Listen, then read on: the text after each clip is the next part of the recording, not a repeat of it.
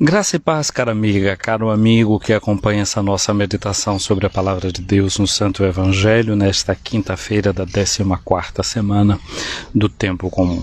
Nós começamos desde ontem a escutar o Evangelho de Jesus Cristo, narrado segundo Mateus, no capítulo 10º, quando começa aquilo que é chamado do segundo sermão, do qual é composto o Evangelho de Mateus, ou chamado sermão missionário. É um sermão que, na verdade, é um sermão prático, não apenas se trata de teoria, são indicações muito práticas que Jesus dá para aquele que é seu discípulo e se torna um apóstolo, alguém que ele envia. Jesus, os seus aprendizes, ele envia para que eles comecem a colocar em prática aquilo que eles recebem. Você e eu somos chamados a fazer esse tipo de experiência com Jesus. Eles recebem uma missão de Jesus e Jesus vai com eles. É interessante porque a gente conhece também a palavra comandar. Mandar e enviar é a mesma coisa. Eu dizia ontem esse verbo latino mittere, enviar, mandar. E tem os compostos de mandar, não é? Comandar, por exemplo, é uma dessas. A gente tem também na língua portuguesa, por exemplo, o verbo recomendar, que tem sempre ali a mesma raiz. Mas na raiz deste comandar significa mandar com. Significa quase que dizer assim, Jesus, quando nos manda, quando nos envia, ele não nos envia sozinhos. Não pelo fato de que ele já nos manda com outros, e somos todos mandados juntos, mas significa também de que Jesus vem com. Ele vem junto. E o fundamental desta missão dos seus discípulos, dos discípulos de Jesus, que temos em Mateus capítulo 10, versículos de 7 a 15, é que Jesus diz aos seus discípulos, né, que no caminho eles anunciem: o reino está próximo. O que os discípulos devem fazer e dizer para as pessoas não é alguma coisa de muito extraordinária. É essa capacidade de ajudar as pessoas a perceberem uma coisa: no terreno da sua vida, no campo da sua vida, já existe um tesouro que é o reino de Deus. Esse reino não está longe da gente, ele está perto da gente. O que acontece é que muitas vezes a gente não enxerga a presença desse reino ali dentro, e o discípulo, o missionário e a missionária, a ajuda deve ser exatamente essa, para que a gente possa perceber que existe uma proximidade, esse tesouro do reino de Deus perto de nós, que a gente nem sempre está enxergando. Deus não está distante. O nome com o qual Jesus é chamado e apresentado no Evangelho de Mateus, como é quando o anjo fala dessa vinda, desse nascimento seu, é de que ele vai ser chamado, como diz o profeta, de Emanuel. Emanuel significa Deus conosco. Então Deus não está distante, o reino de Deus não está distante, já está conosco. E é preciso que a gente acorde, é preciso que a gente esteja alerta, é preciso que a gente esteja atento a isso. E aí Jesus dá outras recomendações aos seus discípulos, além dessa de anunciar às pessoas que o reino de Deus está bem vizinho, não é? Está bem próximo. Ele diz: curai os doentes, ressuscitai os mortos, purificai os leprosos, expulsai os demônios. Foi o poder que Jesus tinha, que ele dá aos seus discípulos. Mas vejamos bem que no capítulo 9 do Evangelho de Mateus, tudo começa justamente com isso, com a cura de pessoas que eram leprosas, de 2 leprosos que são purificados. Esse evangelho também, esse capítulo, era precedido também daquela pessoa que estava querendo seguir Jesus e pedia tempo para enterrar alguém, um familiar. E a resposta de Jesus é: deixa que os mortos enterrem os seus mortos. Eis aqui esses mortos que precisam ser ressuscitados. Aqueles que ainda não entraram na lógica do reino. E a gente apresentava Mateus, inclusive, como um desses que estava ali sentado na região da sombra da morte, preso, não é, aquele dinheiro que ele contava. Dinheiro que ele recebia como imposto para um império que era um império que vivia, que jogava com a morte. Pensemos nos grandes circos romanos, onde havia os jogos dos gladiadores. Os gladiadores, quando chegavam diante do imperador, eles diziam: Ave César, morituri te salutant. Ave César, aqueles que estão para morrer te saúdam. Ou seja, eles estavam ali para morrer, para dar alegria aos outros num jogo de circo. Um sistema que se alimentava do sangue porque da vida e do suor dos impostos que cobrava, das guerras que esse sistema fazia e desses jogos que esse sistema oferecia para manter as pessoas numa espécie de alienação. Como dizia, não é muito bem esse princípio dos romanos: pão e circo, ou seja, pão e diversão, pão e jogos para manter as pessoas ali, naquela morte onde eles estavam caminhando sempre. Portanto, ser enviado para ressuscitar os mortos é justamente tirar desse sistema de morte muitas dessas pessoas. Não se trata de querer evitar a morte, que é a morte biológica. Com essa daí, a gente precisa também aprender a fazer paz. Vejam São Francisco de Assis. São Francisco se assemelhou profundamente a Jesus, ao ponto de receber as próprias chagas de Cristo, os estigmas de Cristo. Não sei se tem na história de São Francisco a ressurreição de algum morto, porém tem na história de São Francisco, e nós sabemos que ao fim da sua vida ele consegue chamar a todos de irmão, inclusive a própria morte. Ele fala da morte como a irmã morte. Encontrou a forma de fazer paz, inclusive contra esse que é uma espécie de fantasma da nossa própria vida. Portanto, essa é uma forma de ressuscitar os mortos, sair desse mundo da morte e entrar no reino da vida. Francisco, que era filho de um grande comerciante rico, olha o que ele faz: se desfaz das riquezas que pertenciam ao seu pai. Um dia ele começa a jogar nos tecidos de senhor Pedro Bernardoni, da partir do andar de cima da sua casa. O pai fica revoltado com aquilo, vai fazer queixa ao bispo, e Francisco se despiu diante da população que estava reunida naquele momento diante do bispo, e entrega suas roupas ao seu pai, e o bispo o reveste com seu manto. Portanto, ele encontra justamente a verdadeira paz e o novo nascimento, uma ressurreição. Morre o senhor Francisco, filho de Pedro Bernardoni, para nascer o pobrezinho de Assis. Ele renasce, ele revive, ele entra na lógica do reino de Deus. Então, continua Jesus aqui dizendo aos seus discípulos, ele também manda expulsar o demônio, né? O demônio é justamente aquele que cria a desarmonia, a divisão entre nós e aquilo que é de Deus. Muitas vezes a gente vê hoje em dia falar do crescimento de seitas satânicas e de práticas pseudo-religiosas, que num verdadeiro culto às forças do mal. Eu diria que isso é ruim, é muito ruim e cresce realmente em nossos dias, mas esse tipo de coisa já cria uma espécie de repugnância na alma humana, e as pessoas com muito mais facilidade fogem desse tipo de coisa. O problema é quando diz o apóstolo Paulo na sua carta: quando o maligno se reveste de anjo de luz. E as coisas ficam muito sutilmente confusas, e a pessoa não sabe a que ponto ela está diante de algo que pode vir de Deus ou é uma confusão, uma estratégia do maligno.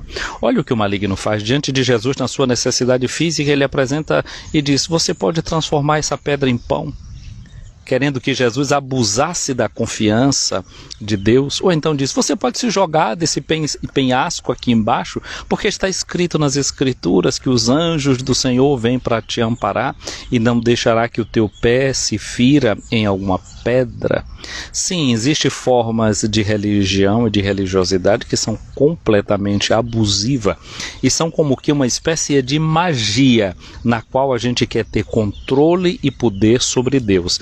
Isso parece que seja uma coisa que o missionário e a missionária de hoje precisa fazer conta, porque se cria cotidianamente imagens diferentes de Deus que não correspondem à imagem deste Deus que Jesus Cristo vem nos revelar. Ou seja, não nos apresenta de fato aquele que é o Pai de nosso Senhor Jesus Cristo. Então há uma confusão religiosa que pode se espalhando sempre e cada vez mais. E disso seguramente as forças do mal também se querem levar vantagem. Olha o que Jesus diz aqui como uma forma muito clara de uma marca de quem é o missionário de Cristo Jesus. De graça recebestes, de graça também deveis dar. Não leveis ouro, nem prata, nem dinheiro nos vossos cintos, nem sacola para o caminho, nem 2 túnicas, nem sandálias, nem bastão, porque o operário é digno do seu sustento. Portanto, a missão a qual Jesus nos envia, ela se baseia na liberdade, na disponibilidade interior, que ao mesmo tempo deve refletir uma sobriedade exterior. A disponibilidade interior e a sobriedade exterior devem ser marca daqueles que vão em nome de Jesus Cristo. Jesus também diz: em qualquer cidade onde entrardes, informai-vos para saber quem seja digno e hospedai-vos com ele até a vossa partida. Muito cuidado aqui com a forma de entender essa palavra, essa questão de quem é digno de receber o missionário. Certamente o digno não é aquela casa que tem mais bens para oferecer o missionário. Nem se trata de uma reputação moral ou de certos moralismos, porque lembre-se bem, onde foi que Jesus entrou e foi censurado por isso? Na casa de Mateus, o publicano, entrou na casa de Zaqueu, também o chefe dos cobradores de impostos. Se fôssemos olhar pela dignidade em relação a como os judeus pensavam, Jesus não teria entrado naquela casa. Ele era criticado porque se sentava com aqueles que tinham uma fama e aqueles que eram pecadores públicos. Então a dignidade aqui a gente poderia traduzir e entender melhor como ide para a casa daqueles que têm necessidade, aqueles que precisam descobrir essa vizinhança do reino de Deus, esses que são os doentes que precisam do médico a quem Jesus envia, ou seja, pessoas que estão precisando dessa cura, que estão precisando dessa ressurreição de que fala Jesus quando envia os seus discípulos. Ao entrardes numa casa, saudai-a. Se a casa for digna, desça sobre ela a vossa paz. Se não for digna, volte para vós a vossa paz. Se alguém não vos receber nem escutar vossa palavra, saí daquela casa ou daquela cidade, sacudi a poeira dos vossos pés. Em verdade vos digo, a cidade de Sodoma e Gomorra, as cidades de Sodoma e Gomorra serão tratadas com menos dureza do que aquela cidade no dia do juízo. Interessante essa forma de Jesus agir com os seus discípulos, com esses missionários a quem ele envia. Não carregar consigo a memória, a marca de ter sido recusada a sua palavra. Se você não encontrou quem escute, continua a tua estrada. Não irão faltar ouvintes, não irão faltar pessoas que estejam dispostas a escutar a palavra. O que o missionário não pode é sair carregando rancor. O que ele não pode é sair deixando uma maldição sobre aqueles que não o acompanharam. Precisamos realmente de tempo e muitas vezes alguém que ouviu a mensagem pode até, num determinado momento, cair em si mesmo e descobrir que aquela palavra tinha um valor para eles e refarão o seu caminho. Interessante essa atitude que Jesus pede, não é, de sacudir a poeira, de não levar consigo nada que seja uma marca negativa da experiência anteriormente feita. A primeira leitura de hoje, que é do livro do Gênesis, estamos lendo esse ciclo chamado de José, aí dentro do livro do Gênesis, no capítulo 44, hoje nos mostra que José se deu a conhecer aos seus irmãos. Aqueles irmãos que tinham sido invejosos, aqueles irmãos que tinham vendido José como escravo para o Egito.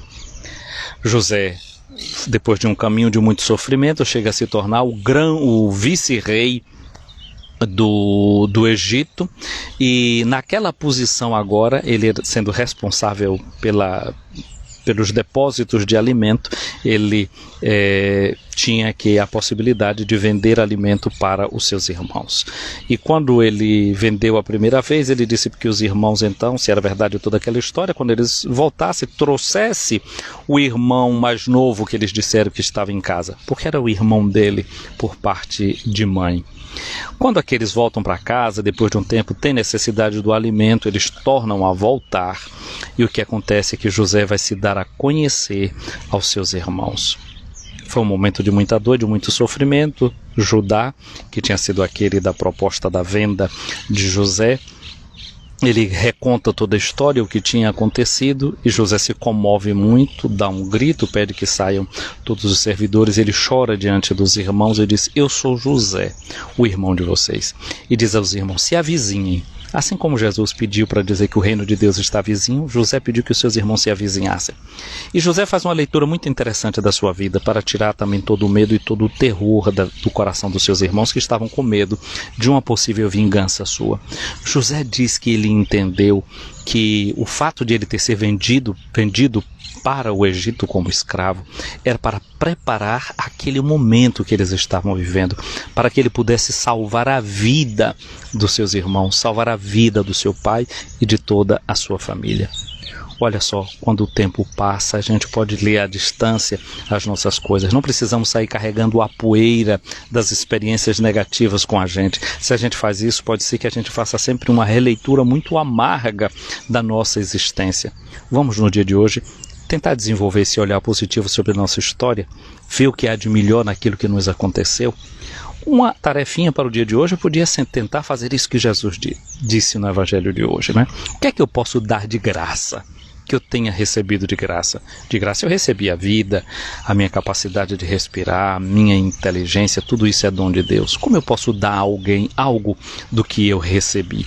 Sobretudo, eu recebi a boa nova do Evangelho. Que tal hoje manifestar uma espécie de gratidão a alguém por isso que nós recebemos, a boa nova de Jesus? Tem alguém que na sua vida passou deixando as marcas do Evangelho? Que tal agradecer isso a essa pessoa, um catequista, uma catequista, alguém que deixou algo de bom na sua vida? Pois bem, hoje também eu quero agradecer a uma pessoa que eu vi aqui esses dias, não é, que ontem eu vi que começou a seguir aqui o nosso canal. Se trata de Ana Toledo, aí de Belo Horizonte. Ana, muito obrigado por estar aqui com a gente, curtindo esses vídeos. Quero fazer chegar um abraço também para Judite Andrade, não é, para você, um abraço grande. Um abraço para Tati Vieira Aragão, um abraço para ti. Tati é de São Miguel das Matas, eu penso que agora esteja em Salvador. Para Elânio Mota Gomes, um abraço para o padre Giovazito, um abraço grande, sacerdote aí de Teresina, aqui em Roma, fazendo seus estudos de patrologia. Um abraço para Hugo Ivo, terapeuta, um abraço para a Zenaide Damasceno, não é, acompanhando aqui essa nossa live no meio dessa madrugada aí em Conceição do Almeida. Vocês que vão ver essa live depois, quando puder, não receba também o nosso abraço. Um abraço para Vera Coutinho, para Valdelice Souza em Santo Antônio de Jesus, para o Padre Matias Soares aí em Natal. Um abraço também, não é, o Padre Matias Soares, se você pode, siga aí o perfil do Padre Matias, tem muitas lives formativas que você pode fazer com ele. Quero chegar o meu abraço também para Renilda Neri e para Ciro Júnior, e um abraço para a dona Evenilda Menezes, que é daí de Natal. Mas você sabe o que é que ela fez? Um dia desse aqui falando daquele prato que eu acho muito, muito bom. Dona Evenilda, Maria Isabel, né, um prato que é típico aí do Maranhão e do Piauí. Ela me faz uma foto, disse, olha, me deu vontade. Ela preparou, comeu e mandou a foto para mim. Olha, quando eu for visitar o Padre Matias aí em Natal, dona Evenilda, a senhora se prepare, que eu vou com ele bater na sua casa e vou ficar esperando que a gente possa comer aí, não é, esse prato Maria Isabel preparado pela senhora. Pois bem, gente querida, vamos viver esse dia de hoje na luz e na graça, na paz de Deus, acolhendo todos os dons que Ele nos dá. Você que está chegando agora, pode ver o nosso vídeo que vai ficar salvo. Bia Cláudia, você está chegando e eu estou concluindo, mas você pode assistir o vídeo, ainda é madrugada aí no Brasil, então um abraço para vocês que são as madrugueiras, madrugadeiras, sei lá como é que se diz, que estão aqui aqui acompanhando ao vivo nesse momento, e vou salvar aqui o vídeo e vou deixar para vocês. Um dia abençoado. Recebam a bênção de Deus. O Senhor esteja acima de ti para te proteger, diante de ti para te guiar, atrás de ti para te defender, ao teu lado para te acompanhar, dentro de ti para te abençoar. A bênção de Deus Todo-Poderoso, o Pai, o Filho e o Espírito Santo, desça sobre ti e permaneça para sempre. Um dia abençoado. Fiquem com Deus.